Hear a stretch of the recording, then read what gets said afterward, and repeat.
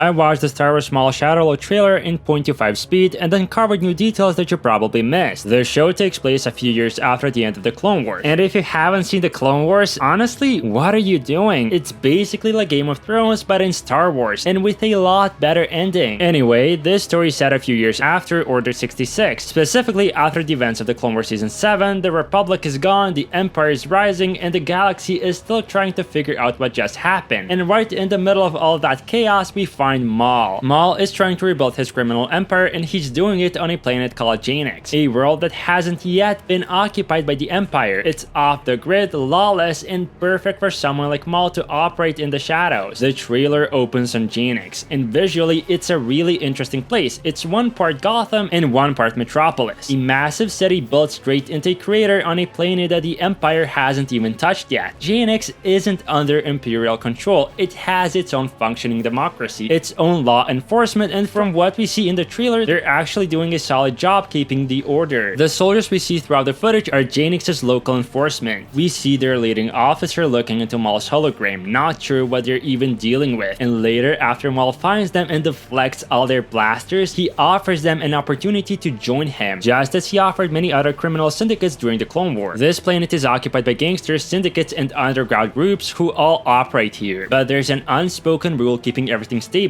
don't disrupt business. So far, there's been a peaceful accord between all these groups, not just because they trust each other, but because chaos would hurt their profits. And that is exactly what makes it such a dangerous place once Maul enters the picture. In the trailer, Maul talks about how the galaxy has changed and how he's going to show it for what it truly is. I will show you the galaxy for what it truly is. See things from a new perspective. I invite you to look more closely, and I offer you an opportunity. What he's really talking about is how the Empire is consolidating power, going from the core worlds and slowly moving outward, because after Order 66, Palpatine didn't rule the galaxy through raw terror alone. That's the part people usually miss. His greatest trick wasn't just destroying the Jedi, it was making the birth of the Empire feel necessary, even reasonable. What followed was less a violent seizure of power and more a carefully managed transition. To the galaxy at large, Order 66 was not understood as a massacre at most. It was presented as a last-ditch act of self-defense. Palpatine framed the Jedi as traitors who had secretly attempted to overthrow the Republic and assassinate its elected leader. And in a galaxy that was already exhausted, threatened, and desperate for stability, that story worked. In Clone Wars Season 7, Maul sees through Palpatine's illusion completely, because he's standing in a very different position from everyone else, where the rest of the galaxy is too tired to question the narrative. Maul is operating with forbidden knowledge. He knows what Palpatine really is, and he sees everything from a completely different perspective, one that both the Jedi, the Republic, and the Separatists aren't able to see, and more importantly, he has nothing left to lose. By this point, Maul understands that the Clone Wars were never a real conflict. He knows Sidious engineered both sides of the war, how the Jedi were maneuvered into becoming generals instead of guardians, and how the Republic's dependence on the clone army is the very trap that destroyed them. And you can see Maul realizing this long before Order 66 ever happens. Just look at this scene from Clone Wars Season 7. Look at them.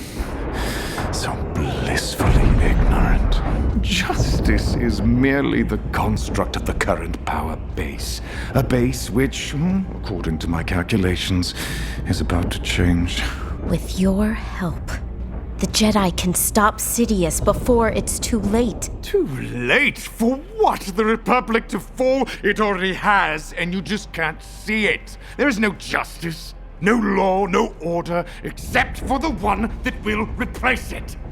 The time of the Jedi has passed. Maul isn't reacting like someone who's afraid of the future, he is reacting like someone who's already seen it. You can see he knows the war only ends one way. And then we have the Inquisitors, who at this point are actively hunting down surviving Jedi and other Force-sensitive threats. The two familiar faces we see in the trailer are the Inquisitor Ahsoka kills at the end of Tales of the Jedi and Marok from the Ahsoka series. And that alone tells us a lot about the era we're in. The galaxy at large is still adjusting to the Empire's slow rise. and different groups have very different ideas of what the Empire actually is. The same goes for the Inquisitors. They're basically working from the shadows. They're like secret mercenaries that show up out of nowhere, do the job, and disappear. And they're here for one reason, because Maul isn't just another criminal, he's a direct threat to Sidious. That's also likely why we see stormtroopers throughout the trailer, possibly trying to contain whatever Maul is building before it spirals out of control. And when Maul says that chains can be broken, he's not just talking about himself, he's talking about the idea that the Empire isn't inevitable, that it can fall. Crimson Dawn reflects that mindset. Throughout the trailer, we see members like the Pikes, as well as remnants of Death Watch, arguably the most important Mandalorian faction in the Clone Wars. Rookcast is one of the key figures we see when Maul talks about how all of them have been made to suffer. We have all been made to suffer. We survive. And here's the important part, Maul is still the rightful ruler of Mandalore. He still holds the Darksaber, and because of that, many of them still choose to follow him. Then the Twi'lek woman we see in the trailer is almost certainly Darth Talon, a character originally introduced in Star Wars Legacy, a Legends comic series set more than a century after the Skywalker saga. In that continuity, Talon served as a Sith enforcer, but her importance to Star Wars grew far beyond the comics. During the early development of George Lucas' sequel trilogy, Talon was personally singled out by Lucas as a key character. In his version of Episode 7, Talon would have been reworked from her Legacy origins and brought into the post-original trilogy era as Maul's apprentice. And sadly, that idea never made it to screen, and when Disney acquired Lucasfilm, those sequel plans were scrapped entirely. Instead of debuting in a sequel-era storyline, she now appears to be reintroduced much earlier, in the period after the Clone Wars and during the rise of Maul's criminal empire. It's the resurrection of one of George Lucas's original post-Skywalker ideas, finally finding a home in a canon storyline. This show is about Maul building Crimson Dawn from the shadows, not as a Sith, but more like something far more dangerous, a crime lord operating in the blind spots of the Empire. And since Talon is nowhere to be seen during Rebels, that heavily implies she doesn't survive the series. The most brutal and honestly poetic option is Maul crossing paths with Vader. If Talon dies during that encounter, it would perfectly explain why Maul is so visibly shaken in Rebels the moment he senses Vader's presence. And I have my own reasons for wanting the Empire to fall,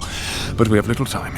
The one they call Vader will be here soon. How do you know this? I cannot defeat Vader alone. He's not just afraid of Anakin Skywalker, he's remembering what Vader already took from him. There are also some smaller but really cool details hidden in this trailer. Maul is still using the same lightsaber he had in Clone Wars Season 7, reinforcing that this is a direct continuation of that arc. And we also see Zabrax fighting alongside him, which opens the door to Maul recruiting his own people, possibly even returning to Dathomir, his own home planet, to rebuild his forces from the ashes. It's not just a story about survival, it's about Maul trying to take control of a galaxy that betrayed him and learning the hard way that some chains are far harder to break than others. But hey, if you enjoyed this Star Wars breakdown, make sure to subscribe and check out this video right here. I'll be breaking everything Star Wars from here and on, so stay tuned, the shadows are just getting started.